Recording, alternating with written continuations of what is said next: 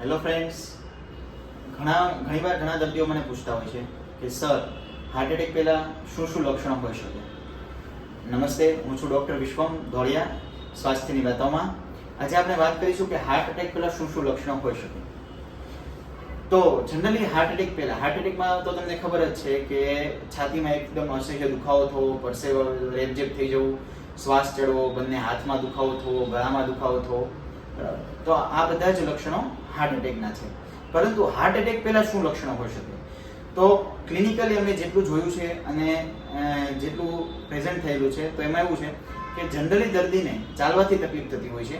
ચાલવાથી છાતીમાં દુખાવો થવો, ચાલવાથી એસિડિટી થવી, જે જનરલી દર્દી એસિડિટી તરીકે સારવાર લેતા હોય છે. એકચ્યુઅલી આ હૃદયના લીધે બી હોઈ શકે. જેવો કે ચાલવાથી છાતીમાં દુખવું, ચાલવાથી એસિડિટી થવી, ચાલવાથી બંને હાથમાં દુખાવો થવો, ચાલવાથી ગળામાં કંઈક ફસાઈ ગયેલું હોય અથવા ગળામાં દુખાવો થવો અને ચાલવાથી શ્વાસ ચડવો. આ 5-6 લક્ષણોમાંથી કોઈ પણ 1, 2 કે 3 કે બધા જ લક્ષણો હોવાની શક્યતા હોય છે. જો તમને પણ આવા કોઈ લક્ષણો હોય તો તમારે અવશ્ય હૃદયનું ચેકઅપ જેવા કે ઇકો અને TMT આ બંને રિપોર્ટ્સ કરાવવા જોઈએ. નમસ્કાર.